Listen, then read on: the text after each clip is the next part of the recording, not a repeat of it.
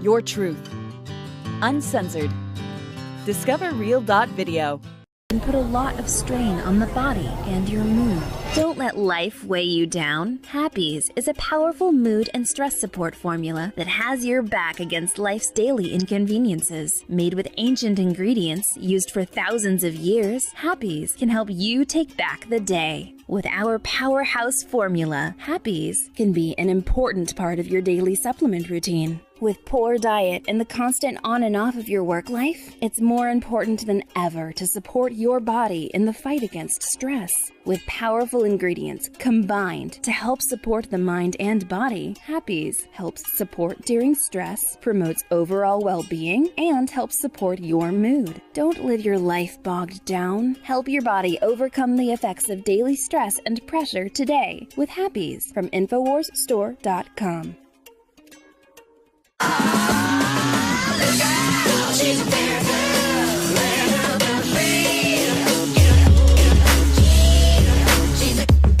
After the success of Alpha Power, we decided to make a new powerhouse vitality formula built with the female biochemistry in mind. After searching for the incredible ingredients to meet those needs, we're proud to bring you Ultimate Female Force. All Info Warriors know how important keeping up with their vitality truly is. With all the changes to diets, stress, and other outside forces, keeping your metabolism and well-being up is getting more difficult. That's why Ultimate Female Force is such a powerhouse formula. Together with Super Female Vitality or by itself, Ultimate Female Force is just what you need to help boost your metabolism and support your physical and mental energy levels. With the powerful root-based formula, Ultimate Female Force can help you reach your true peak potential. Don't wait to see what you can really do. Show the world what true female power looks like with Ultimate Female Force at InfoWarsStore.com. Welcome, ladies and gentlemen, to the live banned 2018 midterm election coverage from here at InfoWars. We are coming to you live and direct from the Central Texas Command Center. My name is Harrison Smith. I am joined with my co-host Owen Schroyer. It's a good day today. I'm feeling good. I don't know about you, Owen, but you know I spent all day editing a hit piece on Beto O'Rourke, so I'm feeling good. We tore him down, the top 6 myths about Beto. That article should be going up on Infowars.com soon, but I spent all day sort of doing that, so I didn't really get a chance to look at the news. And then before doing the show, I start printing out stories, and turns out there's a lot of good news. Obviously, Elizabeth Warren is just spiraling farther and farther down. We have Claire McCaskill, I believe it was, getting caught by Project Veritas. Just victory on all fronts. That's how I feel. I don't know about you. Well, you have no idea how glorious it is for the people of Missouri to have Claire McCaskill basically with one foot out the door. But we were also discussing this funny story about Beto O'Rourke here, fake Beto. That's from the Washington Examiner. Beto O'Rourke won't share his $38 million with fellow Democrats. So basically he's like campaigning, raising a ton of money, right? But the Democrats aren't, and so they could use some of that skrill. And he's like, He's like, you don't get any of my jack. So it's all socialism for everyone else but him. But not him. The redistribution of wealth, you should really only go one direction. But it shows you how desperate he is, that he feels like he really needs all that money to win because he's behind in the polls big time right now, and those are rigged polls. Right. Well, and he also, I think the whole Democratic Party, I mean, if they could win in Texas, they would sell their mother. I mean, there's nothing that they would do to achieve this. Don't give Beto any ideas. Well, and of course, tonight is the Beto Cruz debate. I believe it's their second debate, and we're actually just going to sort of sit back and watch it and chime in and, give some commentary as we go. I think do we have the debate live now? Can we pipe that in? First, Jason, let me thank you and Sarah for moderating tonight's debate, Ken's 5 for hosting us, the people of San Antonio for being here, and the people of Texas for watching this and participating in one of the most important decisions of our lifetimes. Es un honor estar aquí con ustedes otra vez aquí in San Antonio. Yes, the integrity of our ballot box, 242 years into this experiment, the American democracy, Beto is the exception, press 2 for Spanish not the rule candidate. in world history, is sacred, and it's essential that we continue to protect it. It's under attack unlike any other time in this nation's past. We know because the intelligence community has reached a unanimous conclusion on this, that the Russian government sought to undermine our democracy. In fact, President Trump's own administration announced the indictment of 12 Russian nationals who compromised the voter data of more than 500,000 of our fellow Americans. And he we really know went they will there. attack us First again in topic, this election Russia. and the next. His entire campaign strategy is to rely on low information which is why I'm a little surprised to just that believe Senator whatever he Cruz has says. voted against the funding to protect Cruz is access literally to the laughing ballot at him. box and to ensure that your vote goes to the candidate. He's like, thank of your you. choice. And yet Thank we you. must also ensure that on social media, where so many of us now have become the product on Twitter, on Facebook, that we are not manipulated and that opinions that we hold are not shaped by those from other countries. So I want to work with my colleagues on both sides of the aisle, work with this administration to make sure that we do that, and every single voter can make an informed decision based on accurate information. Congressman, that is your time. 90-second response, Mr. Cruz. Of course we should do more to protect the integrity of elections. And I'm proud to have supported, number one, funding from the federal government to the states to help secure our elections. But number two, just a week ago, the Senate Judiciary Committee passed legislation that I co-sponsored called the Deter Act that would punish anyone that comes to this country with the purpose of undermining elections. We need to make sure our elections are safe and secure. Now, your question was, should Congress be regulating social media companies and what they allow to be said? I believe in the First Amendment. I don't believe Congress should be in the business of regulating conduct, because I don't think it's government's job to regulate content, rather, online. That being said, I am very concerned, and I know there are millions of Texans who are concerned, about the political bias of big tech, of Facebook and Google, skewing and silencing the voices of those who politically they disagree with. You may remember several months ago, Mark Zuckerberg, the CEO of Facebook, testified before the Senate, and I asked him a series of vigorous questions about the political bias at Facebook. Now, even though Congress shouldn't regulate the content, there are two things we should think about doing. Number one, right now, big tech enjoys an immunity from liability on the assumption that they would be neutral and fair. If they're not going to be neutral and fair, if they're going to be biased, we should repeal the immunity from liability so they should be liable like the rest of us.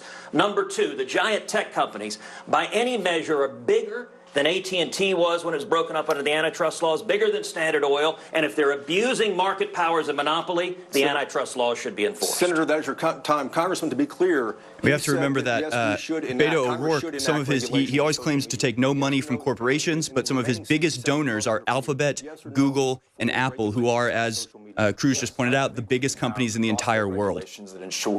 And I think Ted Cruz just made headlines there. He just called for antitrust actions against these companies. But it's interesting that Ted Cruz invested more than $5 million in Cambridge Analytica, which is the very company that helped to undermine our democracy, to feed false news and false opinions to our fellow Americans, to manipulate the world's greatest democracy. $5 million from Ted Cruz that funded Cambridge Analytica. He voted against supporting and safeguarding the integrity of our ballot box.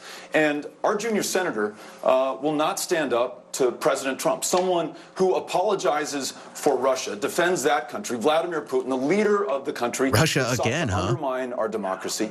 He won't stand up against him, and he won't stand up for us to make sure that our elections are free and fair. Beto literally just went down in the polls. To the intended candidate. This is. I can hear it right now. The polls going up. This is getting our democracy. Beto's ratings. We need a senator from Texas who will do that. Congressman, that is your time. Senator Cruz, Brett Kavanaugh was sworn in 11 days ago. The U.S. Supreme Court now has 5 justices who have either directly stated or suggested that Roe v. Wade was wrongly decided.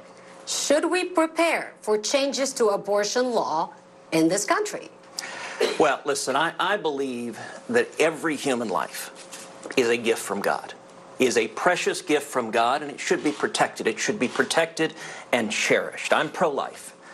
And now, the question of what will happen at the Supreme Court on Roe versus Wade or anything else, we'll have to see when cases are decided. Judge Kavanaugh, just like his predecessors, just like Justice Ginsburg, just like Justice Kagan, declined to answer those questions, and that's been the standard at the Supreme Court for many, many years. I would note, though, on the question of life, there is an enormous difference between me and Congressman O'Rourke. On the question of life, Congressman O'Rourke is at the extreme pro-abortion side. So he has repeatedly voted in favor of late-term abortions. He has repeatedly voted in favor of taxpayer funding for abortions. I got to say that that's not consistent with the views of the people of Texas. The people of Texas, and I will say especially the Hispanic community, we don't want to see taxpayer-funded, Medicaid funding abortions and late-term abortions. I think that's extreme and that's disconnected. And I will note as well, on the question of judges is a massive divide between Congressman O'Rourke and me. I was proud to help lead the effort to confirm Neil Gorsuch to the Supreme Court. I was proud to help lead the effort to confirm Justice Brett Kavanaugh to the court. Congressman O'Rourke would have voted against both of them, and he wants to see, like Hillary Clinton promised to appoint, left-wing judicial activists who impose their own policy preferences from the bench. I don't think that's what the people of Texas want. We want judges and justices who will follow the Constitution and follow the law. That's your time. Thank you. Congressman, you have 90 seconds for response. Senator Cruz has a very troubling record when it comes to judicial nominations and confirmations. He supported the nomination of a judge, Jeff Mateer, who described transgender children as part of Satan's plan, believes in conversion therapy. He supported the nomination of a judge, someone to be a judge who'd never tried a case before, another potential judge who could not tell us whether Brown versus the Board of Education was correctly decided. From our perspective, in a state where you can be fired for being gay, I want a justice who believes in civil rights. From the perspective of a state that ranks 50th in voter turnout in the country, not by accident, by design, some people drawn out of their democracy, I want a justice who believes in voting rights. And for a state that is at the epicenter of the maternal mortality crisis, as we made it harder and harder for women to get access to the health care that they need, to get that cervical cancer screening, to see that family planning provider, to see a provider of any kind. We're losing them faster here than in almost any other state, almost any other developed country in the world. I will only vote to confirm a Supreme Court justice who believes in a woman's right to make her own decisions about her own body and who has the health care access to be able to do so.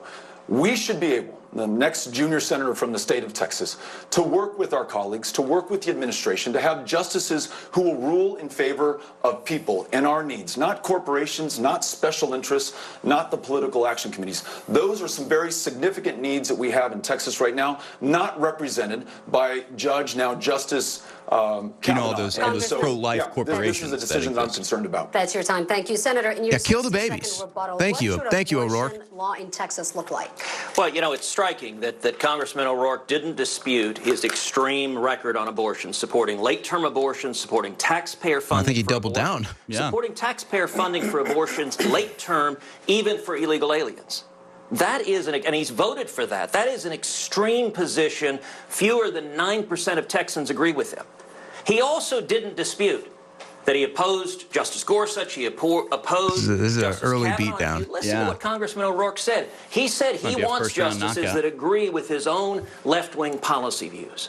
That's not the job of the court. The job of the court is to follow the law. If you want to change the law, you do it through elections. You do it. The Constitution gives the power to the people, not 5 unelected lawyers in Washington. And let me note, the same judges that Congressman O'Rourke wants to see would also undermine the First Amendment, would undermine free speech, would undermine religious liberty, would undermine the Second Amendment. Hillary Clinton promised to appoint justices who would undermine the Second Amendment, and Congressman O'Rourke enthusiastically supported her doing so. Senator, that's your time. Thank you very much. Senator Cruz, President Trump said on Sunday that something is changing in regards to the climate. You're clearly on record for years saying there's no evidence to just back that up, that nothing exists yet to back that up. But major oil companies, including Texas-based ExxonMobil, says even on this website, the risk of climate change is clear and warrants action.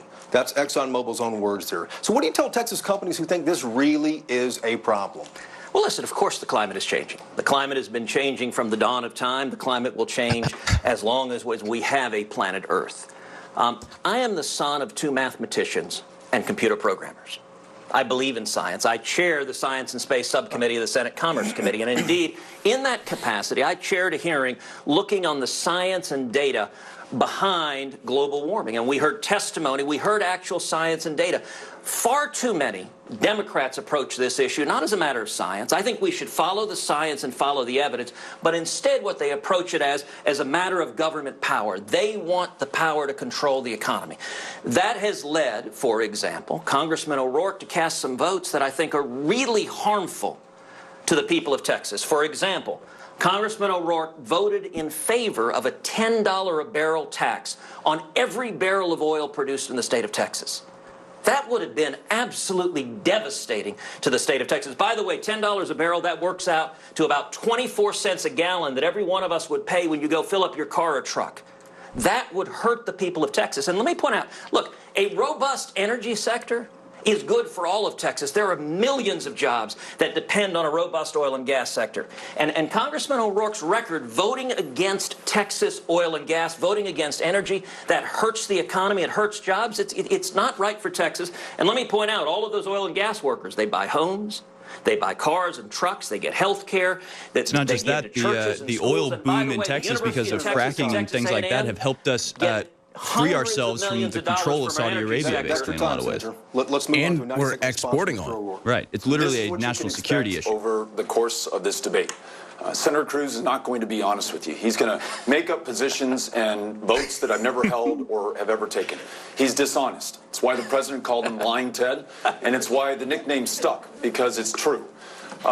Look, the climate is changing, and man-made quote the president as a positive? 300 years. Well, he said earlier he would work with the administration. He's all over the place. Scientists and follow their advice and guidance. And they tell us that we still have time, but the window is closing to get this right. If we're going to make our commitment to the generations that follow, and Owen not just almost spit up coffee all over the election, or oh, we still have time to save the world from man-made climate change. Oh, elect Beto, he'll save the world. Vostok, ice core, samples, disprove, all of it, really. Not only man-made climate change, but global warming. Renewable wind power.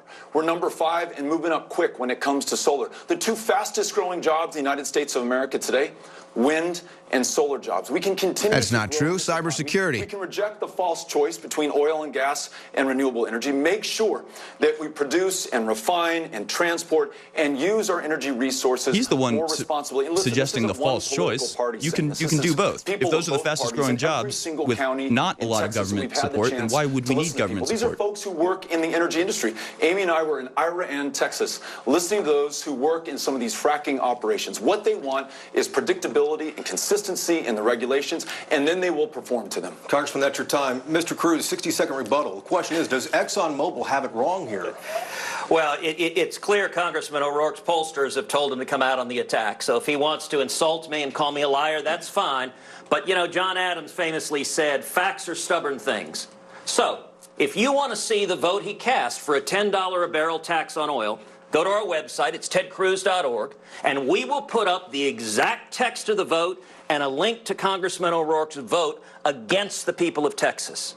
Let me say, if you work in energy, if you work in oil and gas, Congressman O'Rourke's record on this is extreme. He didn't just vote for a $10 a barrel tax on oil. He's also voted for aggressive regulations of fracking, aggressive regulations of exporting liquefied natural gas. He's a prominent supporter of President Obama's Paris climate deal, which would have killed thousands of jobs in the state of Texas. That's not good for Texas, and it's an example of, over and over again, Congressman O'Rourke sides with liberal extremists on the national level instead of the people of Texas, instead of jobs of Texas. And by the way, Senator, alternatives are great too. Texas leads in energy across the board. Representative, this question is about immigration policy. We know your position and passion for the Dreamers, and we know that you are adamantly against extending the existing border fence. This question here is specifically about border security. If we don't need a border wall, can you please look at the people of Texas tonight and tell them what we do need? I'd be happy to. And listen, I don't know that there's another person who has a greater stake in this issue than I do. Amy and I are raising Ulysses and Molly and Henry in El Paso, Texas, one half of the largest binational community on the border, the defining border community. We care about our kids' safety. I care about the safety of those that I represent in Congress. I care about the safety of every single person in the state of Texas. El Paso, in fact, is one of if not the safest cities in the United States of America. It's because we have world-class law got a big enforcement, wall police right through and the middle. sheriff's deputies, but it's also because we are a city of immigrants. A quarter of those that I represent were born in another country, chose us, came here to this country, and by their very presence made it better. No wall is That going is to such solve a legitimate false security equivalency. concerns. I can't even But believe I have to progress analyze that. Policy will, and let me describe one of those to you. Senator John Cornyn and I, though he's a Republican and I'm a Democrat, he's in the Senate and I'm in the House, worked on policy together to invest in our ports of entry. That's where more than 90% of everyone and everything that ever comes into the United States first crosses. Having a better idea of who and what comes into our country demonstrably makes it safer. And at the same time, those customs officers are able to facilitate legitimate trade and travel that's connected to more than 1 million jobs in the state of Texas. As we all know, here, the home of Toyota, trade is the lifeblood of the state of Texas. If we can make our communities more secure, as this bill did, and facilitate more job-growing trade, then we've really figured something out. And I think that John Cornyn and I have been able to do it. Republicans and Democrats working together. Well, a wall wouldn't prevent that, so he didn't answer the question. That's your time. Thank you. Once again, I'm shocked at the low IQ of this individual. In his answer that he wanted to talk about trade, he wanted to talk about customs, he wanted to talk about everything except border security. And let me say, there's no race in the country with a starker divide on immigration than this race here in the state of Texas. As for me, I'm incredibly honored to have received the formal endorsement of the National Border Patrol Council, the union of the men and women who risk their lives keeping our nation safe. I will note here at this debate, I'm very pleased we have Brandon Judge and Paul Perez, both from the National Border Patrol Council. The reason they're supporting me is I've led the fight to secure the border, building a wall, using technology, increasing boots on the ground. We can keep our communities safe. Congressman O'Rourke not only opposes a wall, but he has said we have too many fences and walls already on the border. He wants to tear down the ones we have. And I'll note, he brought up El Paso. El Paso is right across from Juarez, one of the most dangerous cities in the world. 3,000 murders last year. There's a wall there. That wall is one of the tools you use to protect us. But let me give you an example of just how extreme Congressman O'Rourke is on immigration. Kate's Law, common sense legislation, overwhelming majority of Texans supported. I'm the author of Kate's Law in the Senate that says violent criminal illegal aliens, if they're deported repeatedly, should face a mandatory minimum prison sentence. Congressman O'Rourke has voted against Kate's Law. That's wrong. We should not be releasing violent criminals into our community. Congressman, in your 60-second rebuttal, can you tell us your specific plan to secure the border? Well, as I just told you, Senator John Cornyn and I have worked to invest. Should we, like, try to do this on air? I mean, that's pretty wild. Apparently, YouTube is down right now. This is a side issue. We're covering the Beto Cruz debate here, but the crew is saying that YouTube is currently down. Technology that ensures that we do a better, smarter Yeah, I'm unable to pull it up on my phone. Okay, so I just figured we'd report on that while we're live. We can go back to the debate here. Support local law enforcement, those police officers and sheriff's deputies who keep this country safe. We can do that as well. But listen, we cannot use this idea of border security to be an impediment to moving forward on those issues that are also demanding our action, in which Texans know better than perhaps any other people of any other state. On issues, how does a wall stop any policy? It absolutely doesn't. 200,000 in the state of Texas. When the Senate voted to move forward on debate for Dreamers, 98 senators showed up that day. 97 voted to move forward. Only one senator voted no, stood in the corner while everyone else was at the table. Ted Cruz has put his career above the interests and priorities of Texas. Sounds like a maverick. Ted Cruz is for Ted. I like that. That's your time. Thank you very hold much. on a second. Let me Ted Cruz for Texas. Please, which is, I noticed Congressman O'Rourke said we need to support law enforcement. I think that's striking that he says that now in a debate, because his career has been one consistently of opposing law enforcement. Indeed, someone else who is here today is Detective Mike Helly, who leads the San Antonio Police Officers Association. Detective Helly has endorsed me, and I would note as well, 171 elected Texas sheriffs, including... Thank you very much. We have to move on. Hold on, I get a 60 seconds response. You have both agreed to this. But we agreed we could have a 60 seconds.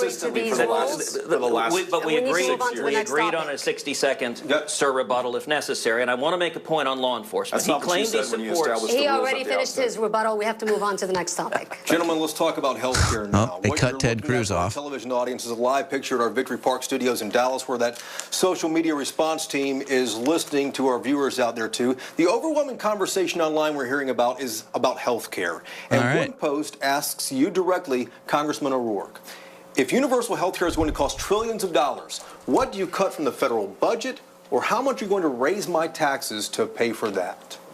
Let's start with the goal. What is it that we're trying to achieve? I want to make sure that everyone... No, we know the goal. It's universal health care. How are you going to pay for it? Take their child to a therapist. Be well enough to live to This their guy full sucks, man. He's not even over the fun. course of their lifetime. And I want to make sure that working families pay less for health care costs than they do today. So here's some steps that we could take to get to your answer. We could expand Medicaid. This is a state that left $100 We're going to take steps to get to your answer. Sorry, your time is up. Oh, man. I was going to get there. To go back to work, to be there for their families. We could introduce Medicare as an option on the exchanges to drive down the increase in premium costs and expand selection and choice. And then we could take the lead as the state that is the least insured in the United States, who perhaps better understands the consequences of failing to be there by and for one another better than anyone else, on guaranteed, high-quality, universal health care. There are a number of ways to get there, from Medicare for all to one where you use a mix of employer-based insurance and the ability for people to pay into Medicare. That could come Waiting for an answer. around $1.6 trillion over the next 10 years. If you look at the tax cut that Senator Cruz just voted for, $2 trillion added to $21 trillion in debt, the disproportionate benefit flowing to corporations and the very wealthiest, and move that corporate tax rate not to where it was, but maybe 5 points from 21. We had record to tax 26. returns, You record would taxes generate paid. the money necessary to pay for access to health care so that everyone that lives Cruz to their laughing full again? potential. Yeah. Congressman, that's your This time. guy really is a 90 joke. seconds response. You know, I have to say, he really didn't want to answer the question of how to pay. Yeah, he for didn't So answer Let it. me be clear what it would cost. Congressman O'Rourke is proposing socialized medicine, the federal government in charge of your health care and your doctor. There are at least three big problems with that. Number one, every place on earth that happens, you have rationing and waiting lists. If you look at the United Kingdom, if a senior needs to get a hip replacement, it takes about 90 days. In Canada, it takes about 500 200 people went days. blind last year But because of number wait two, times in the United cost Kingdom. would be immense. When Bernie Sanders rolled out this plan, and Congressman O'Rourke supports the Bernie Sanders plan of socialized medicine, the Urban Institute, which is a left-leaning institute, scored it as costing $32 trillion over 10 years. That's $2.5 trillion in the first year. Right now, the total we raise from all of our income taxes is $1.5 trillion. So Congressman O'Rourke's plan would require tripling your taxes. He said you could do it with 5 points on the corporate rate. That doesn't even pass elementary school math. We're talking about, and by the way, his next It's answer sad. likely I will mean, be it tax really rich. is bad. Well, let me tell you something. If you took every person in America making $1 million or more, and you took 100% of their income, it would pay for 5 months of Congressman O'Rourke's socialized medicine. We can't afford those taxes. And third, he wants to put everyone who hasn't paid into Medicare on Medicare. That would bankrupt See, Medicare. if fake Beto was smart, he would have said, I wouldn't have spent $20 trillion or whatever it is in the Middle East in the last 10 years. But he's not even smart enough to do that. Mr. O'Rourke, if elected in your 60 seconds rebuttal, how do you get that passed? Look, all you've heard from Senator Cruz is what we should be afraid of. It's a campaign. Can he answer a question? Is it even possible? The person who shut down the government of the United States of America for 16 days, perhaps because he thought too many people had too much health care, has voted to take away health care from millions of American families and vows to repeal protections. Honestly, it's like I almost just want to move on. This guy's a joke. People be well enough to finish their education, to go to school. I want to bring people of Texas together, Republicans and Democrats alike, from all parts of this state, to make sure that we lead on an issue that we understand better than anyone else. In a state where the largest provider of mental health care services is the county jail system, in a state where people are dying of the flu and diabetes, in the wealthiest and most powerful country in the year 2018, surely we can do better. And Wait, wealthiest and most powerful? Wouldn't that make it, dare I say, great? As an option on the exchanges, and then describing the goal that we want to get to, and ensuring that Republicans and Democrats alike come to the table to work on that. Congressman, that is your time. Senator Didn't Cruz, answer the there's a lot of question. concern in Texas and all over the country about President Trump increasing the tariffs. Toyota says Tundra trucks produced right here in San Antonio will increase in cost by $3,000 next year because of rising tariffs on auto parts. 2 nights ago on 60 Minutes, President Trump did not rule out increasing tariffs again. So the question is, do you believe tariffs threaten Texas growth? And if so, is it time for the Senate to step in and stop it? I'm against tariffs. I'm against a trade war. Is it let me answer the question. I'm against tariffs. I'm against a trade war. I have made the case repeatedly to President Trump that in trade, we should be expanding our access to foreign markets. All right, very interesting. We're about to go to break here, so we're going to cut it off right here, and we'll be back to the Beto-Ted Cruz debate from San Antonio here live on the 2018 midterm special election coverage brought to you by Infowars.com. Please go to InfoWarsStore.com. Make some purchases. We still have some absolutely outrageous sales going on right now of pretty much all of our Infowars Life products. We have some fantastic brand new shirts that I personally went home with yesterday. Some really good stuff, and I hope you're enjoying it. This has been an absolutely just... Beto's been savaged for the first 30 minutes, and we'll see if it continues for the next 30 minutes. We'll be back on the other side with the second half of the first hour of the 2018 banned midterm election coverage from Infowars.com. I'm Harrison Smith, joined with Owen Schroyer. We'll be back after this short break.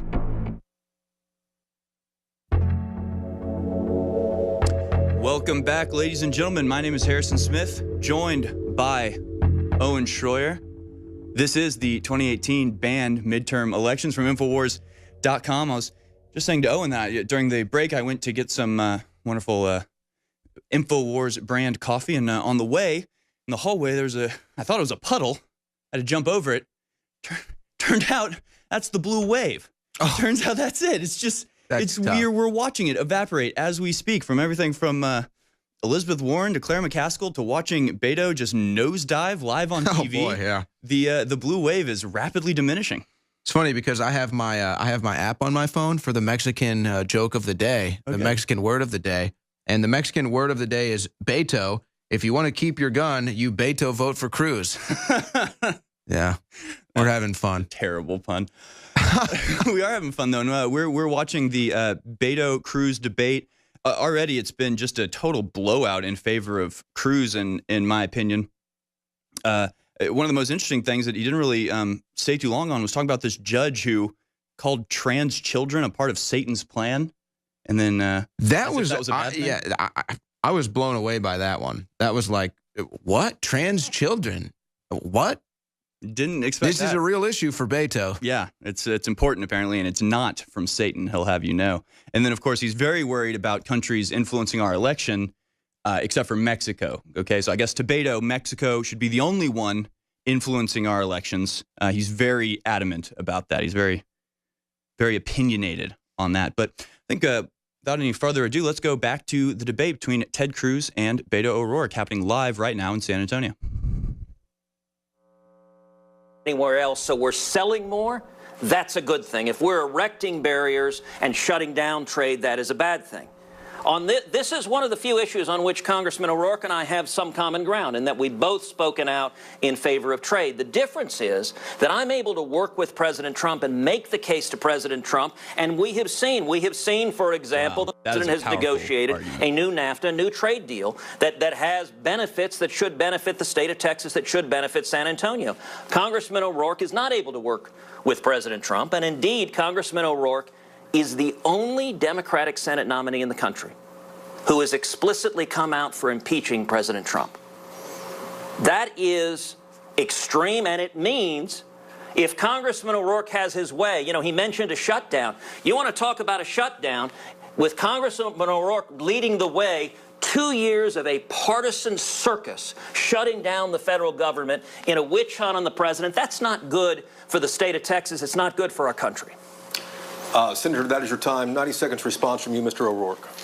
Really interesting to hear you talk about a partisan circus after your last 6 years in the U.S. Senate. Listen, if you have this special relationship with President Trump, is there a laugh track? then where is the result of that? You were all talk and no action. The tariffs that the president has levied, the trade wars that he has entered this country into, is hurting no state more than it's hurting Texas.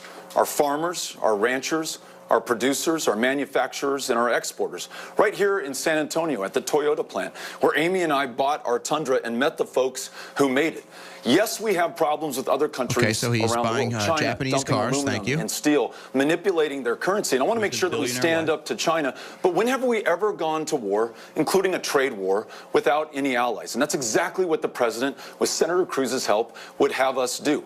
We've alienated the European Union. We've alienated Canada and Mexico. I just get mad when they say trade war. We're the ones getting raped in trade against China, it's a joke. and it is not working. Just listen to the farmers. And I know you haven't had the chance to visit every county, but I have, and I've listened to them. And he took a photo there too. And the anxiety and the uncertainty of not knowing when these trade wars will end, or the certainty of knowing that when those trade wars they're going to end now that we're standing up for ourselves. That's when they end. Will find other people from whom to have bought from, and they will no longer be coming to Texas to buy what we grow, what we raise, what we export, and what we manufacture. We need a senator who will work with the president as we can and stand up to him where we must. And on these tariffs, we must stand up to him. Senator Cruz, 60 seconds to rebuttal, but I want to ask again, should the Senate step in and stop this? I think we should keep working with the president, which is what we have been doing.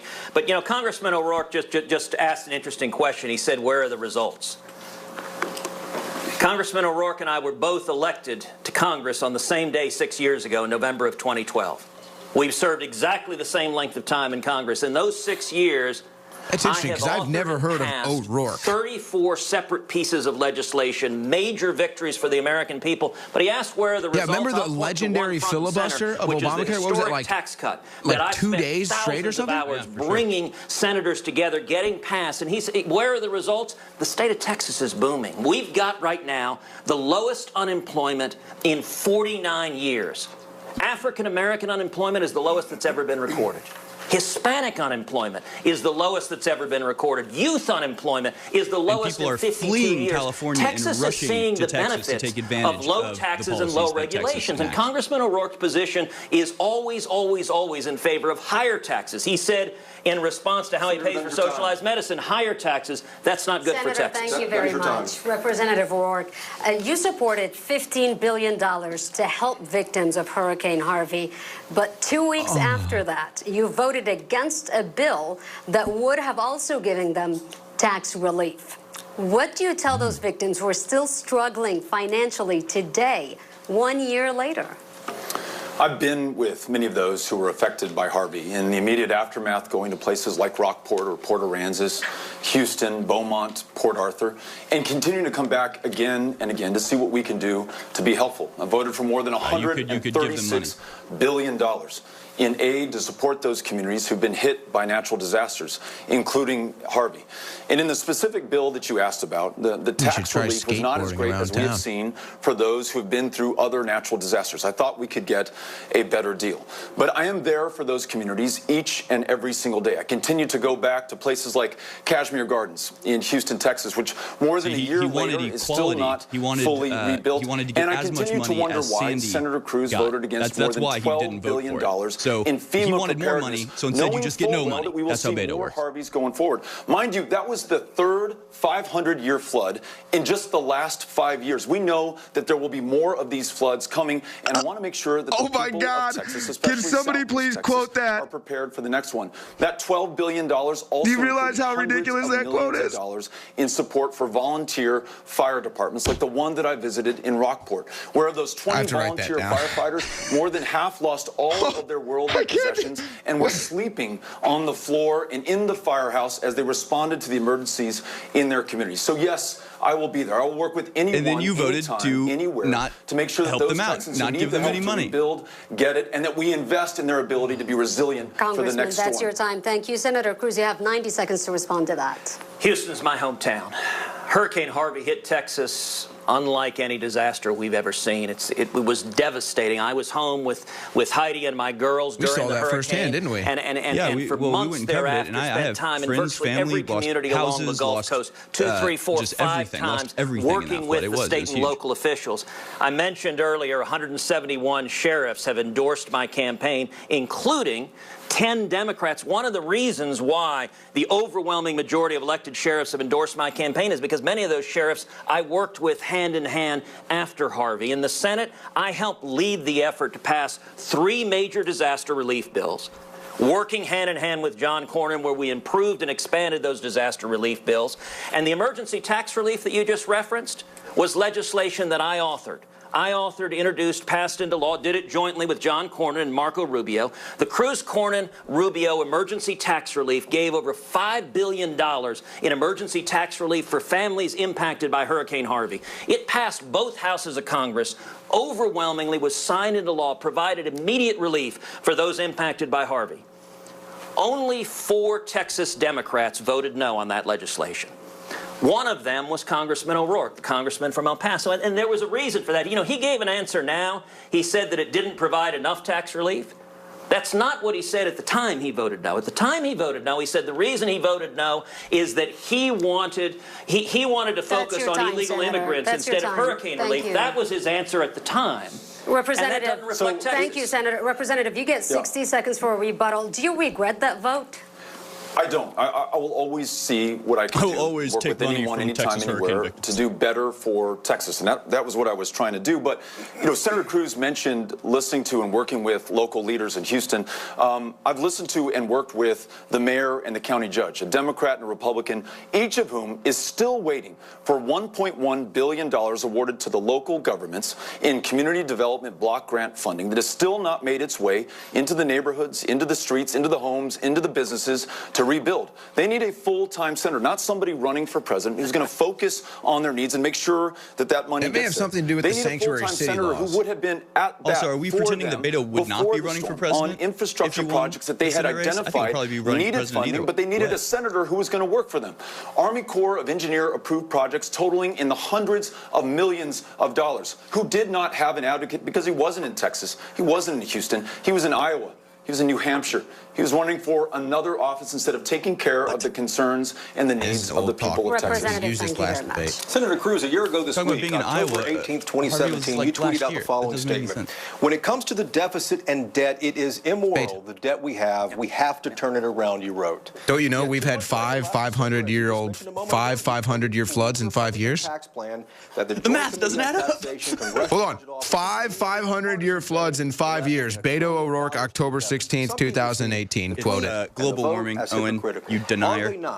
They are not remotely. I'm proud to have supported the tax cut. The tax cut is producing enormous benefits for the state of Texas and for the country. We're seeing record growth. We're seeing record low unemployment. It's benefiting 4 million new jobs in the last 2 years. And by the way, one thing that Democrats never seem to understand, you want to come to this dot cam here? This is a nice headline from earlier today. I care passionately about the deficit and debt. It is immoral, the deficit and debt we've racked up. If you want to do it, the only force strong enough to do that is economic growth. Now, let's go back to a little history. In the 1960s, John F. Kennedy, a Democrat, campaigned on tax cuts, cutting individual tax cuts and the corporate tax rate. He said a rising tide will lift all boats. He passed it, and the economy boomed and federal tax revenue went up. In the 1980s, Ronald Reagan campaigned on cutting taxes to get the economy growing. He passed it.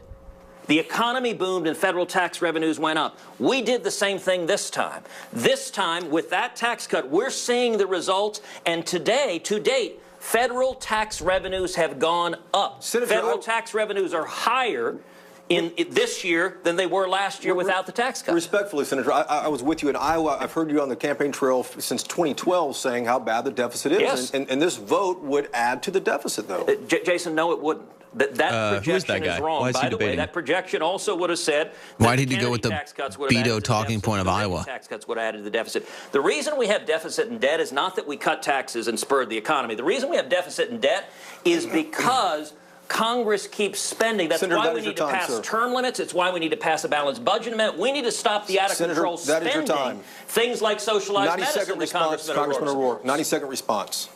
Speaking of balanced budgets, only one of us has, with good friends in El Paso, started a small business, met that payroll every week, balanced the books, made sure that we delivered for our clients. Only one of us. Yeah, they're definitely directing questions like at Cruz and giving Beto softballs.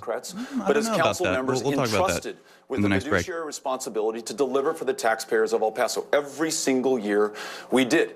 And for Senator Cruz to say that this isn't going to bust the budget at a time of $21 trillion in debt, when we're on track to deficit spend to the tune of $1 trillion a year, he voted to add $2 trillion.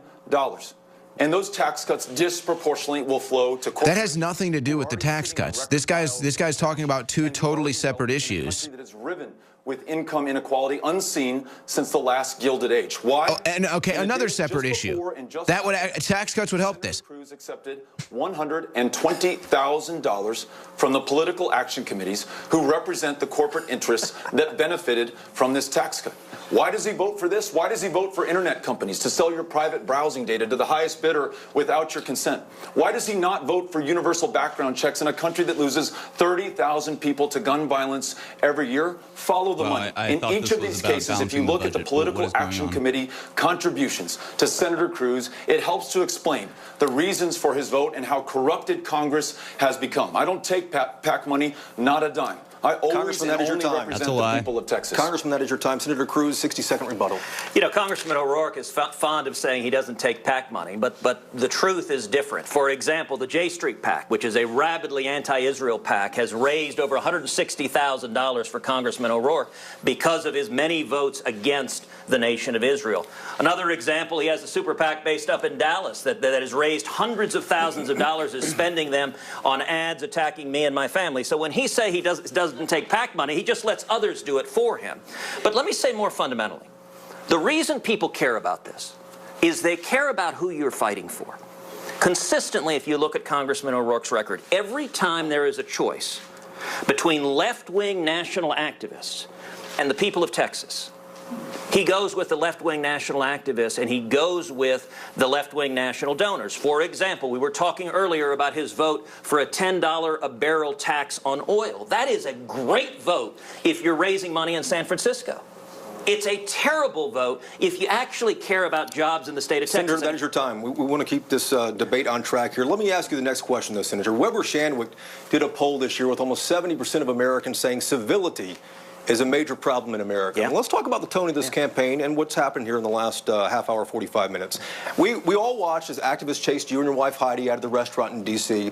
And then, Senator, some say you couldn't even give a political-free compliment to your opponent in the first debate in Dallas. So the question is, what responsibility do you have to bring civility and respect back to the country? He's the one that gets attacked. Listen, Jason, I think every one of us has a responsibility to bring civility and respect. That's something I've endeavored to do throughout politics, is to focus on substance, to focus on issues, to focus on record.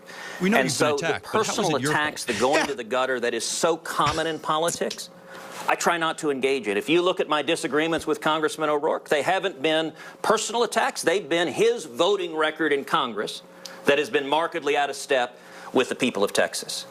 You are right that there is a loss of civility, there is an anger, there is a rage on the far left that is really frightening. You know, the images hold on, let me answer with it. Don't interrupt me, Jason.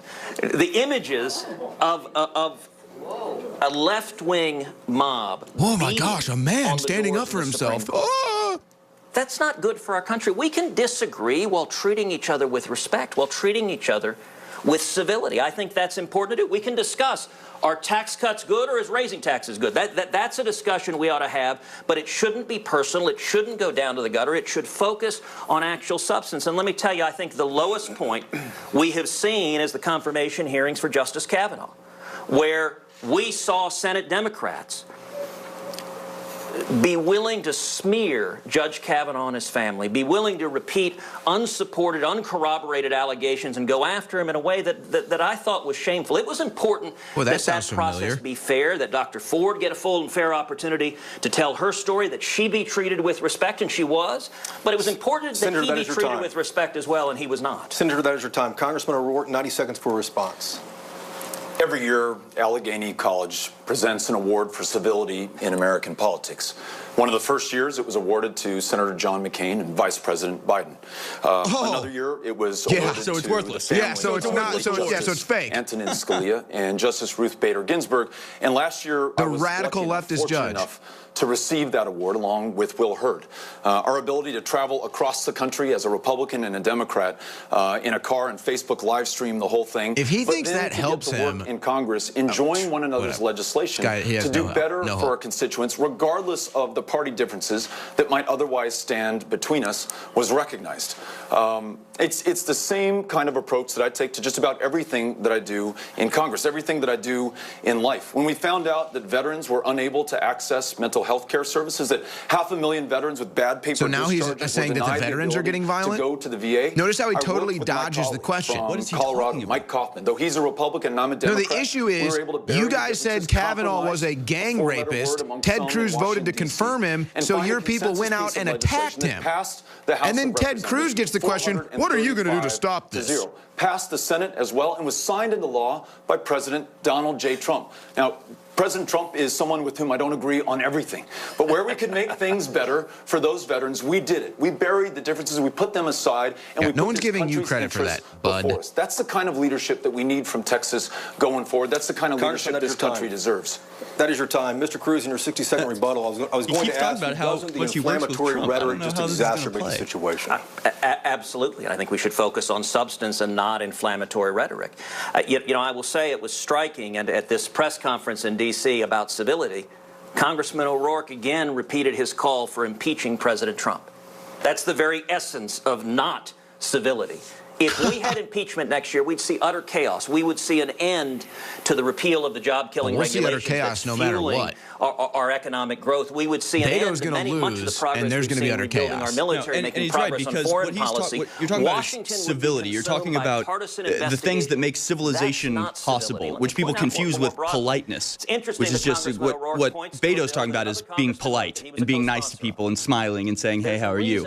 Incivility is when you fail to uphold the unspoken rules that allow a civilization to continue, such as not creating a mob and trying to break down the Supreme Court doors when you lose a vote. That's incivility. That I authored, passed into law. That was bipartisan. We had Democrats and Republicans. That was good for Texas. That is your time, Senator. Gentlemen, you know, when it comes to the Me Too movement, the president said it is a very scary time for young men. Congressman, when it comes to the Me Too sons. movement, What do you tell them? Texas doesn't two care. Sons and a daughter, and I tell each of them that it's critically important that they are treated with respect and that they demand that from everyone in their life and that they treat one another and everyone in their life with respect. I'm very grateful for the leadership that we have seen across this country in positions of public trust in Congress, in people at the neighborhood level, meeting the challenge of this moment.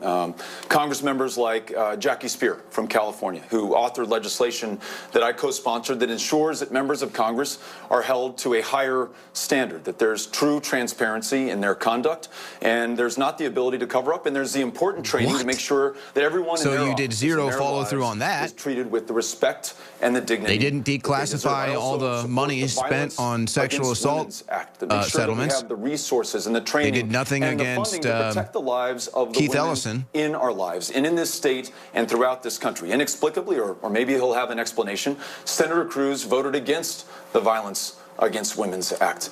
We have to make sure that we're more than just talk. We have to have actions that follow this up. We've got to make sure violence that, against for example, when we're talking about women, we're talking about Josie, if you name it the Violence Against Women Act, then you're bad if you vote against it. Ensuring that they can But what's the point? Violence against women is already illegal. I can't go outside and beat some woman up. To do that. It means that our rhetoric has to be followed up by our actions. And in Senator Cruz, we don't have that today. Congressman, thank you. In response, Senator, what do you tell your daughters? I think the Me Too movement has done an incredible amount of good for our country. Sexual assault is wrong, sexual harassment is wrong, and we've seen in recent months powerful men in Hollywood, powerful men in politics, powerful men in journalism, powerful men in business called to account for abominable behavior. I believe everyone, women and men, girls and boys, need to be protected, need to be treated with dignity. And as you noted, I am the father of 2 girls. I want them to, their rights to be protected. I want them to be valued. I'm also the son of my mom, who graduated from Rice in 1956, went to work at Shell as a computer programmer.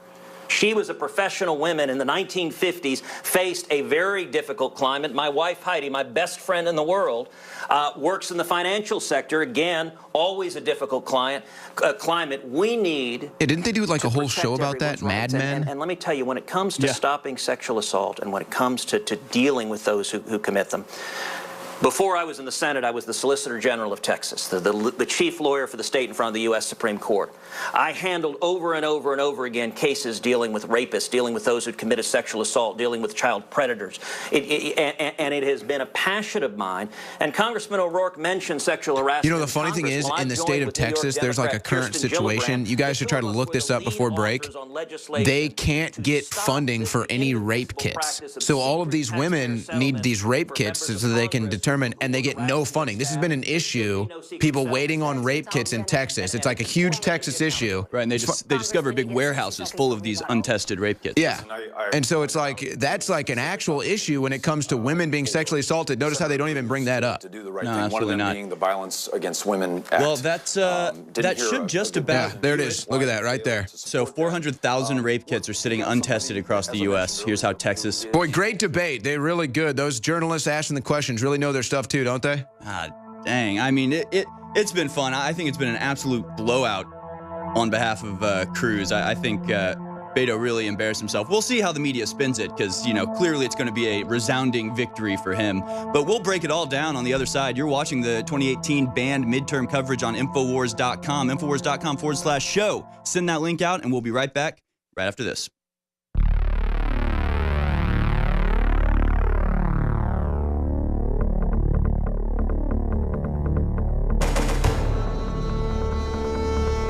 Welcome back, ladies and gentlemen. This is hour number 2 of the banned 2018 midterm election coverage here on InfoWars. The Ted Cruz, Beto O'Rourke debate is wrapping up now. My name is Harrison Smith. I'm joined by Owen Schroyer here. We're going to watch the last couple minutes of that debate and then break down what we saw and break down some of the other headlines that we have here. We're also going to go to your calls.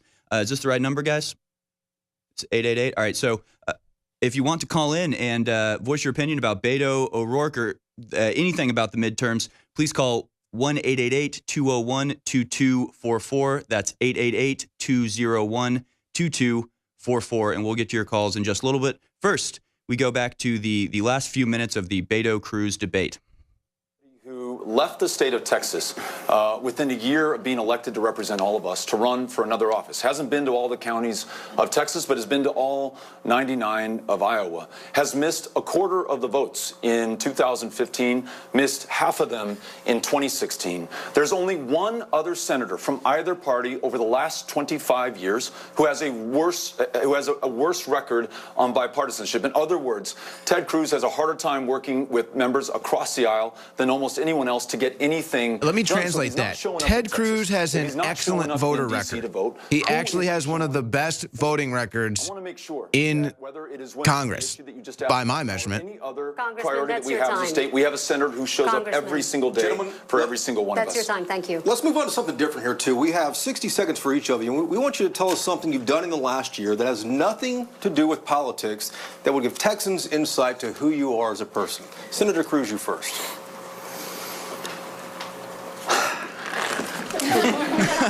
He's like, I just work all the time. Look, I would say the hardest thing about being in this job is being a dad. My girls are here. At the last debate, Congressman O'Rourke and I talked about that. Both of us are dads of young kids. And it is tough. It is tough. Our girls are 7 and 10. Monday morning leaving is really hard. You know, last year I helped coach Caroline's girls basketball team, the 4th grade basketball team.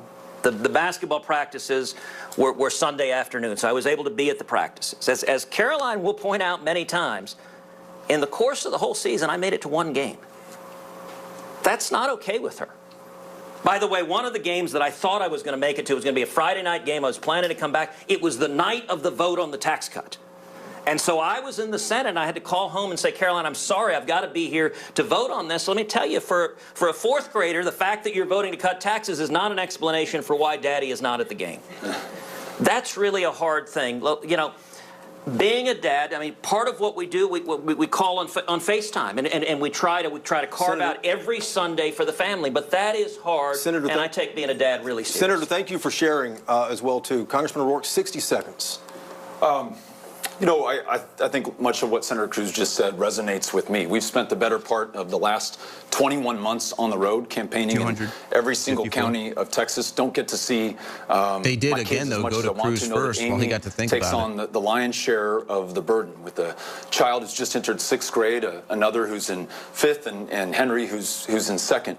Every now and then we get down in the basement where I have a drum kit that ostensibly was purchased for Henry, but really was for me. A PA and an amplifier, and me and the kids will rock out, and Amy allows us to do that for a little while. We go to Ulysses travel baseball tournaments. The last one was in Las Cruces.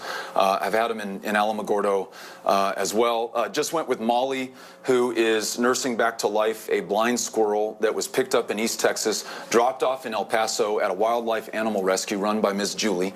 Got to meet this blind squirrel who's slowly regaining its sight. You know, Henry, one of the best parts of my day is when I am at home getting to walk him to school and just talking about what he dreamed about the night before and what he's into this day. So with very little time outside of the campaign or my official job, I spend it with my family. Congressman, thank you for sharing as well, too. We've asked you both a lot of questions tonight. Now we want to let you guys address Texas voters directly. You both get 2 minutes for closing statements here. As we mentioned early on, a flip of the coin gives you the final word tonight. Senator Cruz, Congressman O'Rourke, you're up first.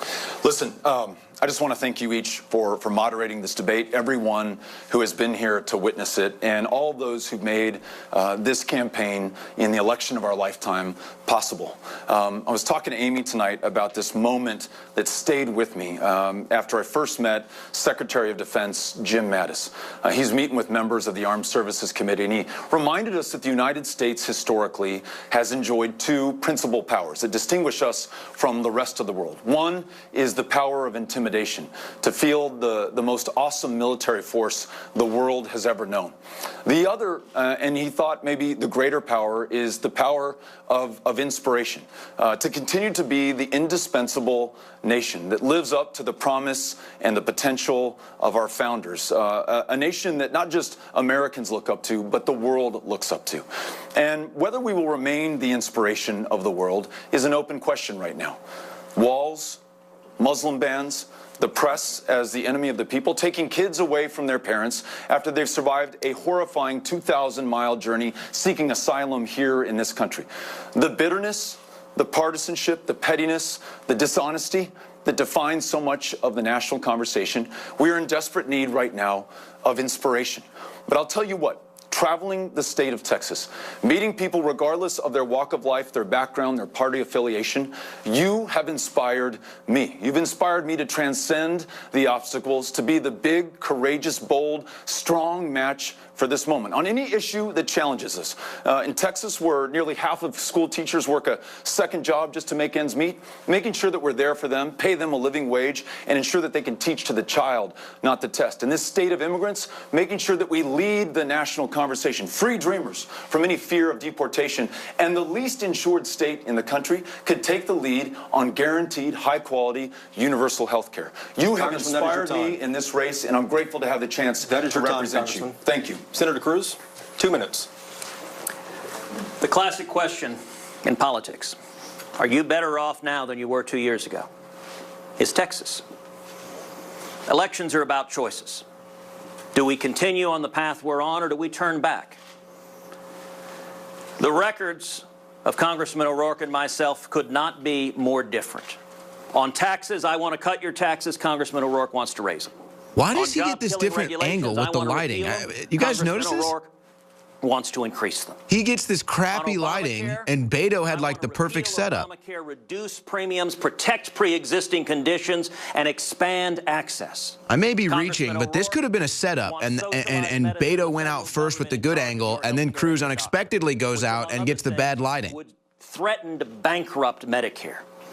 I want to keep the economic boom we're experiencing right now going, moving forward. Congressman O'Rourke wants the next 2 years to be drawn into the partisan circus of impeachment proceedings against President Trump. Elections are about who we are. Do we choose fear or do we choose hope? I believe in hope. My mom was the first one in her family to go to college, and she was a pioneer professional woman. My dad came from Cuba with nothing. Washed dishes making 50 cents an hour, came here seeking the American dream. If someone had approached my dad in 1957 and said, 50 years hence, your son will be a U.S. Senator representing the state of Texas, that teenage immigrant could never have believed it. And yet, as I stood on the Senate floor with my hand on my dad's Bible, there was my father in the gallery, tears running down his eyes. Only in America. This is a choice about keeping the boom going, we have the lowest Hispanic unemployment ever recorded, the lowest African-American unemployment ever recorded. Why would we want to screw that up?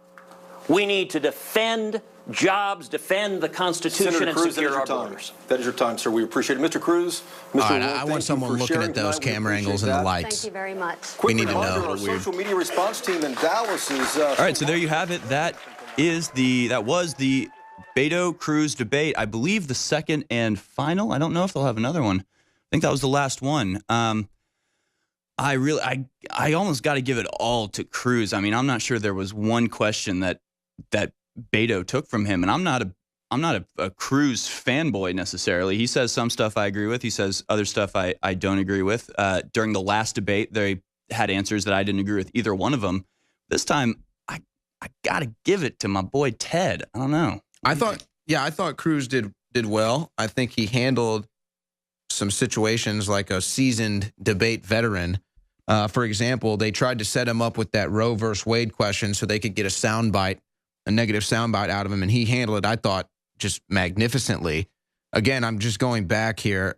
Beto, something about trans children. He was upset about.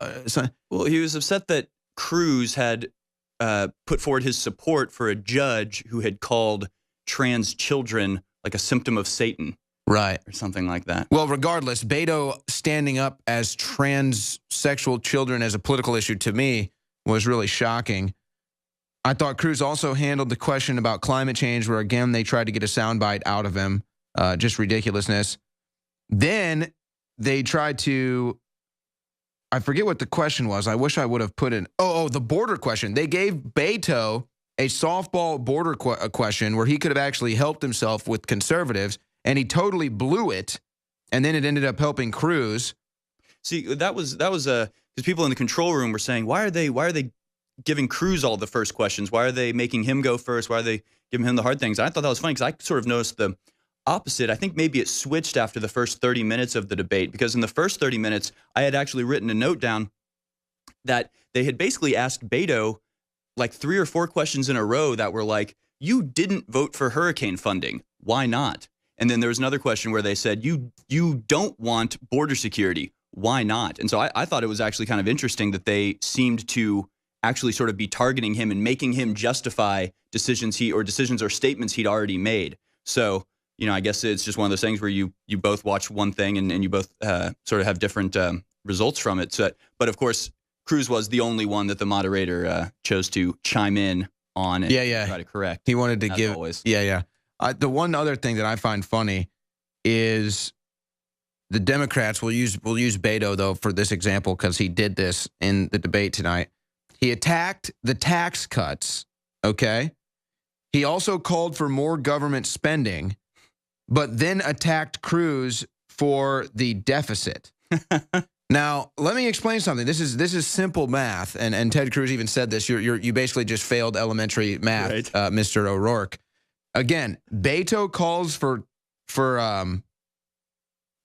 increasing taxes and increasing government spending, but he's mad at Cruz because the deficit goes up. Let me explain something.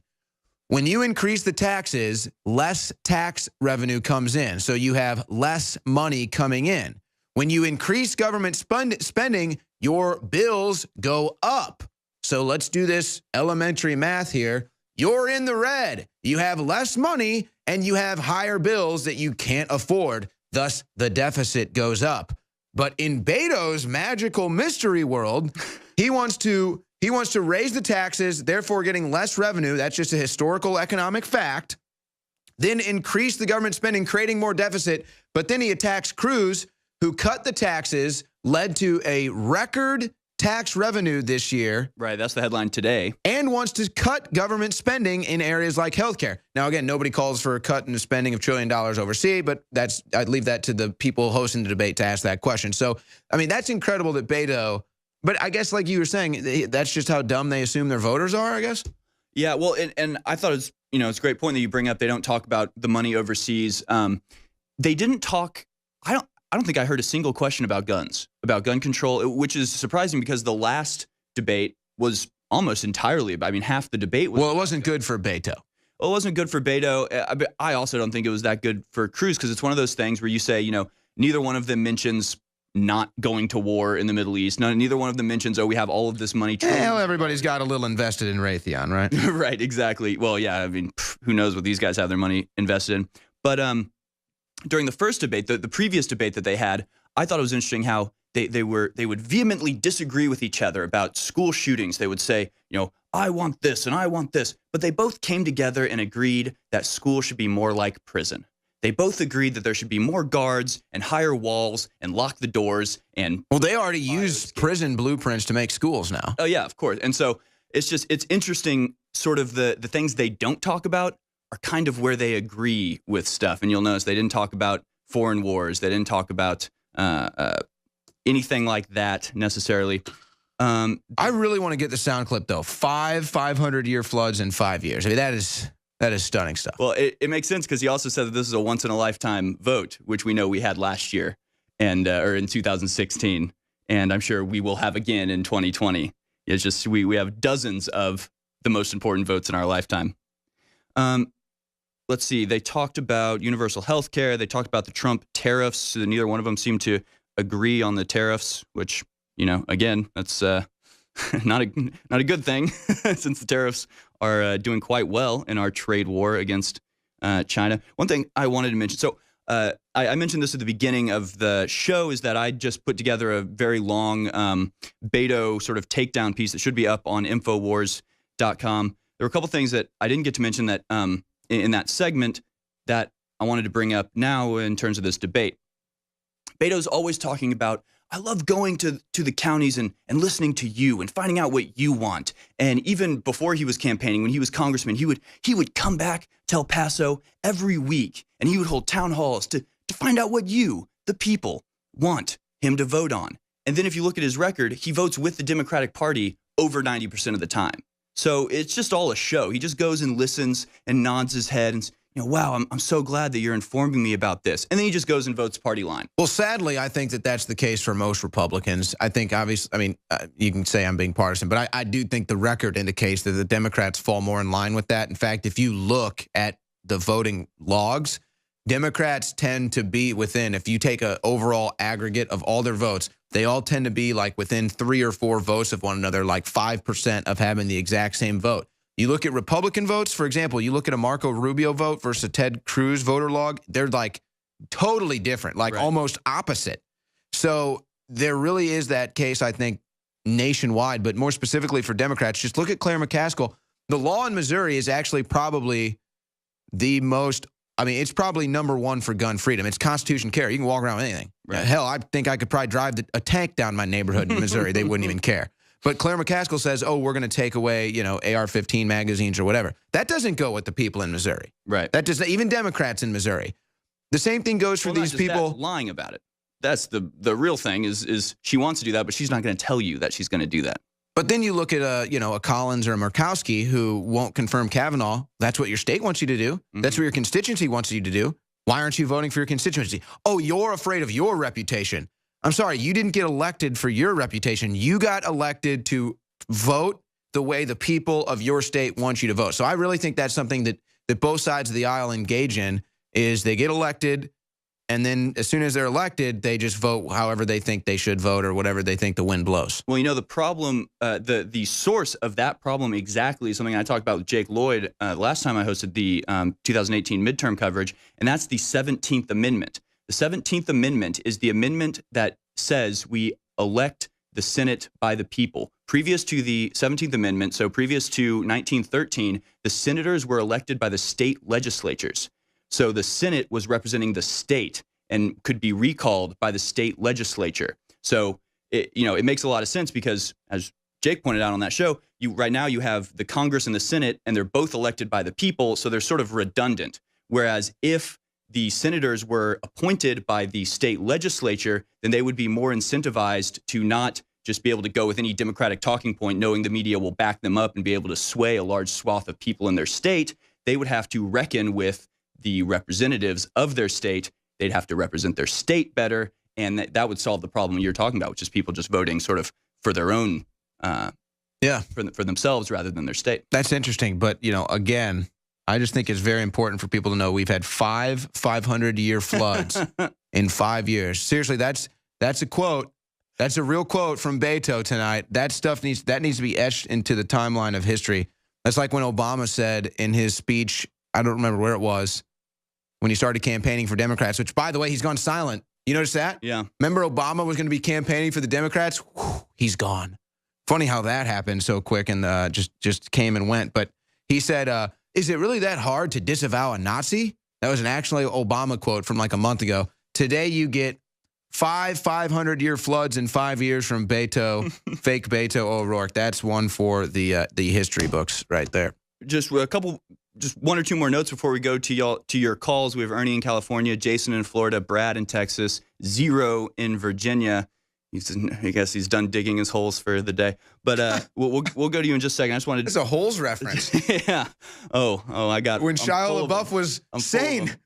But one thing, at the very end there, Beto was talking about the teachers in Texas, and it's strange because he doesn't seem to take into account the amount of money that goes into things like English as a second language and all of these greater facilities that have to be accounted for when you have a huge amount of the population that doesn't speak English or is here illegally and relies more on the schools to provide things that stable families would provide. So there's no, if he's worried, Beto, if you're worried about teachers not being paid enough, you can save a lot of money by building the wall and stopping illegal aliens. And then the last thing I wanted to say is, he talks about El Paso and Juarez being a biracial community, and of course there's a wall down the middle.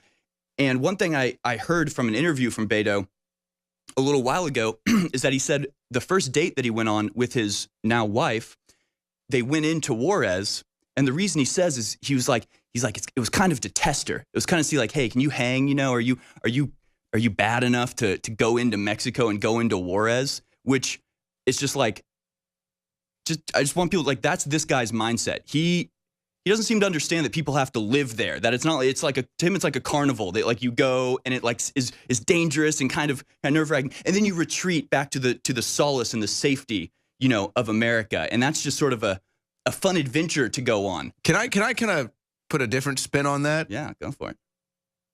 Beto takes his now wife and puts her life at risk in Juarez, Mexico, and that's how he decides whether or not he wants to marry her. There's that too. Of course, she is. That's my spin. She's the daughter. She's the daughter of a multi-billionaire who basically owned all of Juarez. He was a real estate developer that basically built all of Juarez and El Paso. So you also don't hear that talked a lot about on the media, but it's true. So now let's go to some of your calls. Let's go to Ernie in California. Ernie, you have some remarks on the debate that we just heard. What did you think? Well, guys, I got it into the end because obviously you guys and the Russian spies must have took down YouTube. No, hey, by the way, people like, this is actually funny. I'm glad you said that. People are like losing their minds that YouTube is down. There's a story on RT. We got some other stories here. Boing, boing. You're not nuts. YouTube is down. There's a story at RT. People lose their minds wondering if they've gone insane, that YouTube is really down. So it's kind of like, and Twitter, the same thing happened the other night to Twitter. it had some errors. So it's like, oh my gosh, you know, like state of panic. Yeah. Oh, is YouTube down? Is this it? Is this the end of times? Is the simulation ending? Oh. Well, I always wonder sometimes when you know, I'm watching YouTube or something and it messes up, I always wonder, all right, is that my internet or did they just make a tweak to the algorithm and have to change, you know, what has changed? So I imagine this was some sort of change in the algorithm. I don't know. You got any information about that for us, Ernie? Okay, I don't know, man. I live in Central Valley, but I work at SFO, International. So I work in the cesspool. Okay, and I'm going to let you know that I watched the interview, and Ted was getting cut off, and Beto's, what is his name? He was a joke. Okay, but the real thing I'm going to let you know is out here, I'm talking to a lot of people. They're voting red. I live in the Central Valley, but I'm a union plumber, and I'm telling you what, you're going to see a change. I don't think you're going to see what they did. And I got in there, and I thought Ted was being cut off. And just wish us luck, man. You guys are doing great. Thank you very much. Well, I'll tell you what. He makes an interesting point about California. If you look at the governor's race in California, that lead for Newsom is narrowing. And I think that it's so crazy to think that California may go red. Nobody even wants to suggest that. But, I mean, there could be definitely a sea change. I'm not saying that it goes red necessarily, but I think that once you look at these votes, it's going to be eye-opening to think, maybe California finally realized Democrat policies aren't working. You know, something's got to change because that's exactly right. Democratic policies are not working. If you live in San Francisco and have to step over human feces every time you walk down the street, you got to start questioning, okay, how long can this go on? And to me, that's almost the big struggle is I hear so many people, you know, Democrats who right now are sort of lamenting what the Democratic Party has become, and they're like, oh yeah, it's really bad, you know, I wish, but it never even enters their mind to not vote for them. They're just like, oh yeah, it sucks. The Democrats have gone crazy. Like, oh, I'll just keep voting for them and hope it gets better. Stop voting for them, guys. You don't have to vote Democrat. If you disagree with how insane the Democrats are going, stop voting for them. They will change. I promise you.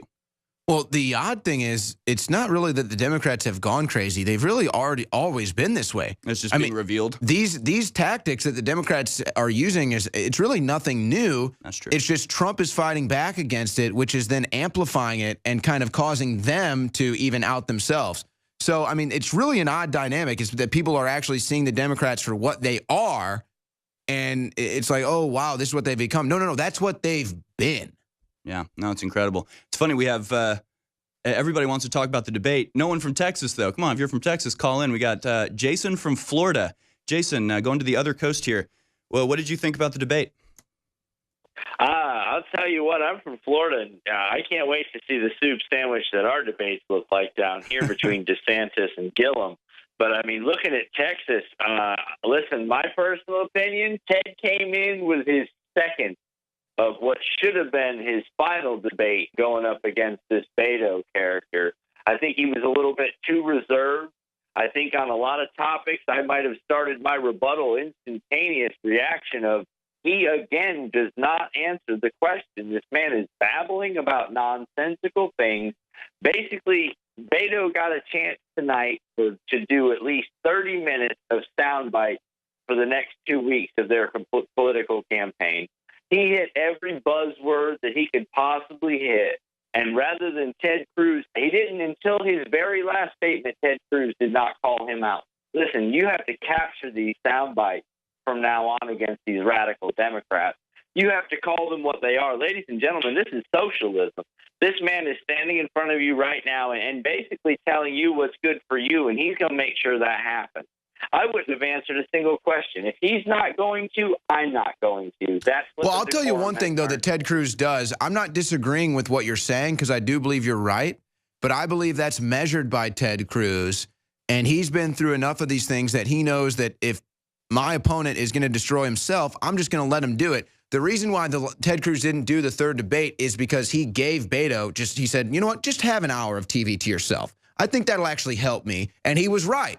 So I don't disagree with you in your analysis. I just think that it's actually smart for Ted Cruz to do that because the average voter these days is sick of buzzword politics. Yeah, I think it's true, but I also think your reading of of Beto's tactics is exactly right. I mean, he had his buzzwords and his talking points down pat. He was ready to bring him out, no matter what the question was. Really, he had his. Let me stack up as how I'm going to get to that answer. Yeah. 500-year floods in 5 years. So final comments before we go to break, Jason? I want to see those notes. I noticed he was checking down that list pretty good when the camera hit on that side one time, because I'm going to tell you right now, to babble on and ramble as incoherently as he did, but when he hit transgender children, I fell off my chair. Oh, and I don't know how you stayed so quiet. You guys did a fantastic job. Alex would have lost his mind tonight. That was just embarrassing. Well, we try not to talk over him, but yeah, that was truly a stunning one. To take trans children as a political issue, that's yeah, I don't know. That's all right. Thanks for the call, Jason from Florida. We'll get back to these other calls on the other side. We're going to go to break really quick. Please go to InfoWarsStore.com and support the information war. We are prosecuting a war of total destruction against the globalist forces, and we are winning, folks. You're witnessing it right now. If you're tuned in to InfoWars.com/show, you are witnessing history, folks. We're glad to have you here. We'll be back right after these short messages.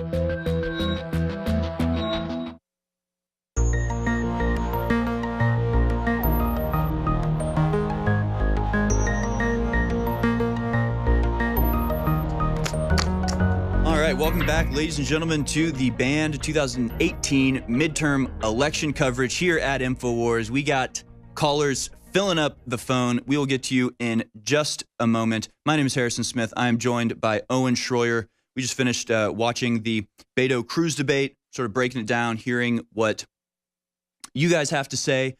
We have some Trump tweets about some various topics that we want to bring up. Apparently, YouTube is still down. Guys, we confirm that. Very long downtime for YouTube, unexplained so far, but it is still down. So no, that's not just your browser. That is YouTube itself being down. Maybe they banned themselves. You know, everyone has to be censored. Maybe they went too hard and too much UFO footage themselves on YouTube these days. Oh wow, that's interesting. Oh, ooh, that's very interesting. We found the story about one of the topics people keep bringing up here, which is the transgender children thing that Beto mentioned. This is from September 20th, 2017. Trump judicial pick called transgender children part of, quote, Satan's plan. Now, this was used as a sort of a point against Ted Cruz by Beto, saying you would support somebody so ridiculous that they would call transgender children part of Satan's plan. Look, if you're a Christian and you believe in Satan, I think it's pretty clear that transgender children would be right down his alley. That's the type of thing he's into. But let's even measure this down. Let's even measure this politically, Harrison. You're talking about, I mean, basically the same percentage of Elizabeth Warren's Native American heritage. 0% of people have trans children as a political issue. I don't care how PC you want to be. This is a non-political issue. Trans children, again, 0% of people go to the polls thinking about trans children. At least, I'm being conservative, 40% of the people go to the polls in Texas thinking about God or Jesus. So, I mean, this is just a total loss for Beto. It's also just part of this sort of continuing pattern of people just trying to almost demonize the basic fundamentals of Christianity and literally saying if you are intolerant of something, it's bad no matter what it is. That's almost, I mean, that's really beyond Christianity. I mean, obviously. But they don't do it to other religions. They would never say, oh, well, that Muslim guy. Yeah, because he says it's Satan's plan. How about it's not normal? I mean, could I just say that? It's not normal to be a transsexual child? I mean, can I? No, you can't, actually. Oh, okay. Sorry. You're off of everything. Oh, jeez. No, but you know, this idea that it would be just the idea that calling something a sin is somehow being discriminatory towards people, or just voicing very basic understanding of what is right and what is wrong in the eyes of God is somehow like disqualifying from American politics. It's really kind of disturbing. And there you just see it right there, that he uses this talking point saying just sort of insinuating that Ted Cruz is crazy and insane and a racial bigot because he would support a judge that would call transgender children a part of Satan's plan. That's not a ridiculous statement if you believe in Satan and if you believe in the devil, if you believe there's such a thing as evil in the world, you should be able to identify it. Mythical fantasies like 700 different genders and trans children's and all this stuff, that's cool and that's fun. But if you want to talk the mysteries of life and human existence and creation, then you're somehow a crazy skeptic. But you know what? Let's go to this is my favorite clip of the night from the Cruz-Beto debate, and then I'm going to read some Trump tweets that I never saw on Twitter, so I feel like I have to read and report on them because they don't show up on Twitter, and then we're going to take these calls. But this is my favorite clip from the debate. This is epic stuff right here. You can't make this stuff up. Here is Beto O'Rourke. The genius of this man really shows itself right here in this clip. Mind you, that was the third 500-year flood in just the last 5 years. We know that there will be more of these floods coming, and I want to make sure that the people of Texas... So there you go. So it's the third 500-year flood in the last 5 years. Guess what, We're good. We're good for the next 1,500 years. That means it's not a 500-year flood, bro. No, it just means we've met our quota, and now we'll go an entire millennium without having one of these floods again. It's these people are nuts. Look, and they're the ones that say the Earth has been around for 1,000,000 years, and then they want to take 300 years of research and studies and say, "Yep, that proves everything." Well, you're clearly a science. Hold on, can I get that one more time? Give me it one more time. Hit it. Mind you, that was the third 500-year flood in just the last 5 years. We know that there will be more of these floods. The stuff of genius. All right, let me pound through these tweets, Harrison, and let's take these calls. Yep. Now, again, I don't even see Trump's tweets on Twitter. Oh, me neither. I have to go to his profile, yeah. And I'm on notifications, and I still don't see it. And he gets, he's obviously one of the most popular people on Twitter. It should be showing up in, like, the popular trending tweets and stuff, but no. Yeah, I'm sure that's just a coincidence. Okay, he says... First this morning, the United States has strongly informed the president of Honduras that if the large caravan of people heading to the U.S. is not stopped and brought back to Honduras, no more money or aid will be given to Honduras effective immediately. I think Trump should then also send that exact message to every other country that sends refugees here that we're giving aid to. Why are we giving you aid if your country's still such an S-hole? Your refugees have to come here. Conflict between Glenn Simpson, again, I'm quoting Trump's Twitter. Conflict between Glenn Simpson's testimony to another House panel about his contact with Justice Department official Bruce Orr. Orr was used by Simpson and Steele as back channel to the fake dossier to FBI. Simpson pleading the fifth. Where is Jeff Sessions? Is it really possible that Bruce Orr, whose wife Nellie was paid by Simpson and Fusion GPS, for work done on the fake dossier and who was used as a pawn in this whole scam, is still working for the Department of Justice? 5 question marks. Can this really be so? 5 more question marks.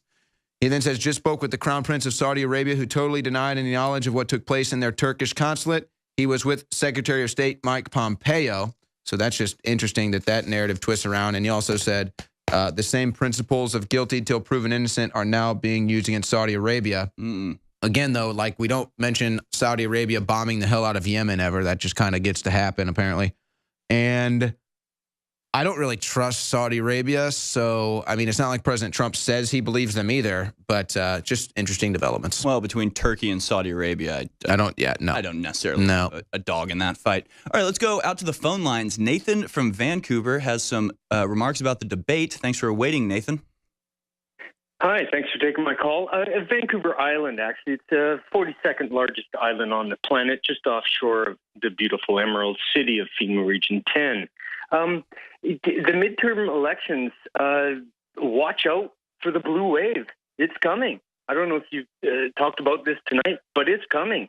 I know. I stepped over it on my way into the studio. The legacy media lies and the deception, the fraud, and the online censorship, we know it's here. The election meddling, the busing around non-citizens to vote in multiple times, in multiple counties, in multiple states. Voter intimidation. Watch out. Exit polls might mean Antifa bait. Interesting. No, I don't disagree with you. They will try any dirty trick in the book. That's why we need voter ID. It's pretty simple. Voter ID, paper ballots. I agree. And this is a Canadian viewpoint. What's happening in the States will come to Canada 1 to 5 years. Well, y'all might be guys. even farther Thanks than us very at much. this point. Good night. Oh, thank you very much. Thanks for the call.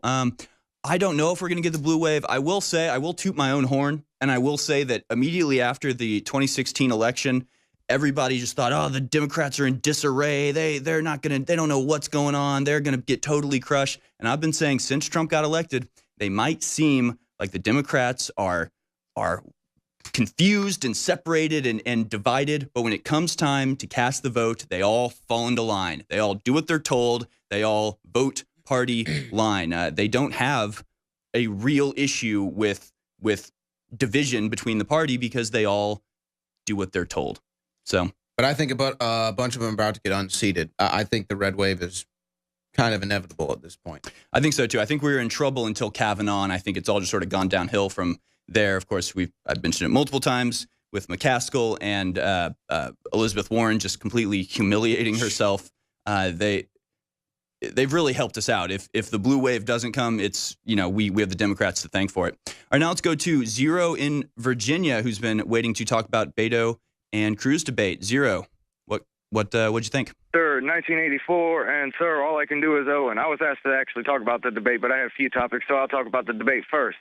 From what I heard, from what I caught from your coverage while I was in and out on my uncle's phone at IHOP, was more or less every time they'd ask Beto a question, he would, in my opinion, that quote, in my opinion, waste his time talking about some random story, and whenever Ted Cruz was asked the question, he'd answer the question near immediately and then give you evidence behind why this is the correct answer. Right. Yeah, I noticed that exact same thing.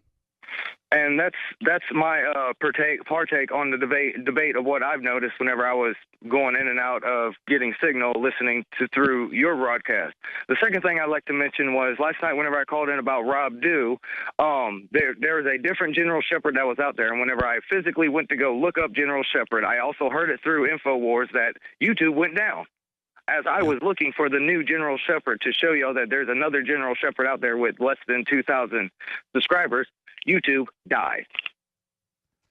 Yeah, we'll see what YouTube says about this collapse, and we'll see what it looks like on the other side. But yeah, I did notice, now see, the War Room, I'm not sure about Real News with Dave and I, but I know that the War Room was still getting uploaded to YouTube despite our ban by multiple channels.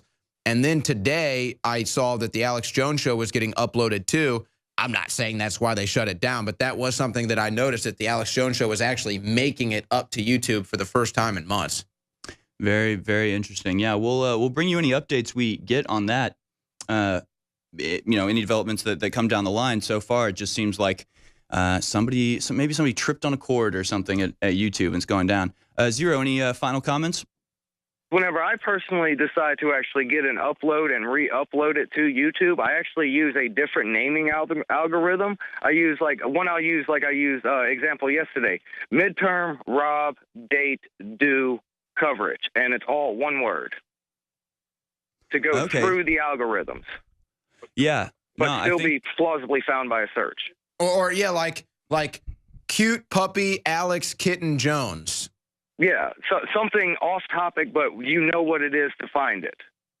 That's pretty. But a bot would be confused on that algorithm. I'll tell you though, they're good with this. They got the voice recognition and stuff. They could pretty much find this stuff out pretty. Like I stated, the ones in the warrior ranks get attacked by the bots because they already know who we are. Yeah, that's true. The one thing that people are doing to beat the the voice recognitions is they're speeding it up in the I guess editing process or whatever. Yeah, and then you can slow it down again on via YouTube. Yeah, because they have the facial recognition and the voice recognition really to just bring down anything we put up as soon as it goes up.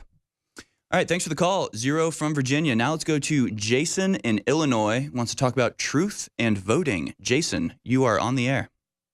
Well, thank you very much, guys. Appreciate all that you do, Owen. I mean, I just love your analysis on everything. You hammer away at the truth, and God bless you for it. Thank you. Real quick, I just would like to mention, obviously these politicians, they've been doing it for years. They tell you one thing, vote another way. That's mainly the problem we have.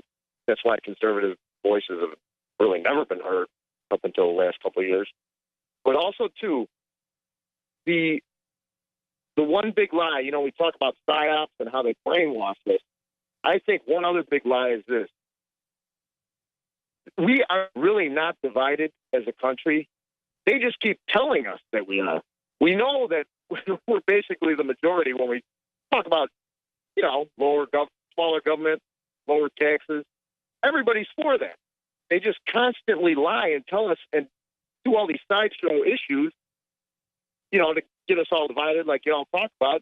It's just, I don't really believe the big lie that we truly are divided. I think this is a great point. There's two issues happening here. One, the way you can actually test this in real time, and I do this, wear a Trump hat out, wear a MAGA hat out. You're going to get mostly compliments, if not all compliments. Maybe you'll get a snide remark or something, but the odds are actually very low. The odds are very high. You're going to get a lot of compliments. And then the other thing that's just kind of next level that it's in the same vein, they don't want us to know that there's an American Revolution happening right now. So they amplify the political division, which is very real, but in the political arena in sorts. And so we're sitting here battling it out, even though we're having massive victories and actually having an American Revolution right now. And then they're going to say, oh, yeah, well, having fair trade with China is a trade war. No, that's an American Revolution of free trade. So yeah, you're exactly right, Jason. Well, yeah, and also, too, like you said about wearing a MAGA hat, being in Illinois, I travel up this one Interstate 55 about 50 miles to work towards the city of Chicago, and I'm like the only one with a InfoWars bumper sticker. After a while, I just really couldn't believe it, but it has gotten, like, I work at a place where there's about 300 guys, and I park in a spot where they can all see it, and over the last year, 2 years, they've been, you know what I mean, like, telling me, oh, I hate you for putting that bumper sticker on because now I'm checking into it. So it's kind of funny. Well, that's good that they're checking into it, though. Yeah, you know, I mean, they heard about us thanks to Hillary. You know, yeah, that's awesome. I thought that story was going to have a sad ending. Well, that's great. Any final thoughts there, Jason? Really nothing yet. Somebody tried to run me off the road or anything. No, nothing like that.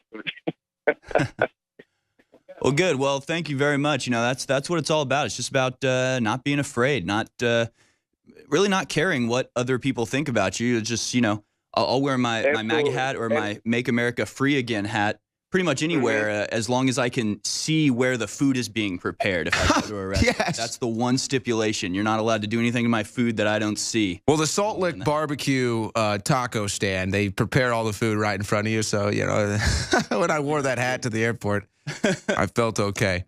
All right, thanks for the call, Jason. Let's go to Brad in Texas. Finally, we got a Texan here to comment on the Texas Senate debate. Brad, you are on the air. Hey, how's it going, guys? Thank you for getting me on the show again. I've been calling in for quite a few months, and with this debate, I think Ted Cruz really knocked it out the park. I think Beto is really going to lose shamefully. I don't think he's going to go anywhere. I think I see him getting prompted up by the media everywhere. They're calling him basically the second Hillary. Basically like Madam President. You guys remember that? They're treating him like that. So I don't think this guy's going to go anywhere. I think he's just going to bomb out. But think about how desperate they are to show a poll that he's in the lead or close, and they can't even do that now. It's such a wash now that they have to admit, yeah, he's down in the polls like 10 points. Oh, absolutely. This guy's just being force-fed by the media to everyone. Not even Obama supporting or coming out and supporting him. Again, where'd Obama go? Remember, Obama was going to do the huge midterm election tour for the Democrats. That happened and went. Oh, absolutely. But Obama was just a fraud, just like the rest of them. I completely agree. What was your favorite part of the debate? Any particular line that you thought stood out? Definitely that hurricane one. What did he say again? Hold on, let's play the clip. We got the clip. Hold on. Here we go. This is the genius, Robert Francis O'Rourke. forward. Mind you, that was the third 500-year flood in just the last 5 years. We know that there will be more of these floods coming, and I want to make sure that the people... And there'll be more coming, too, apparently. So, yeah.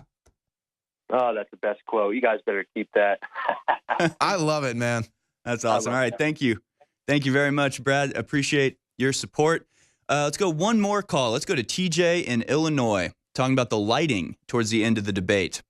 TJ, Illinois, you are on the air. Yeah, what's going on, guys? Owen, I was right there with you at the end when I think what happened is there was a projection onto the actual floor of the event, and Ted just stepped too far into that projection, so that's why it was light and dark all over his face. But I thought it was really but they also had a different camera angle, too, which was strange. It was just that one left shot, weird lighting right on his nose, right on his eyes. It was strange the entire time.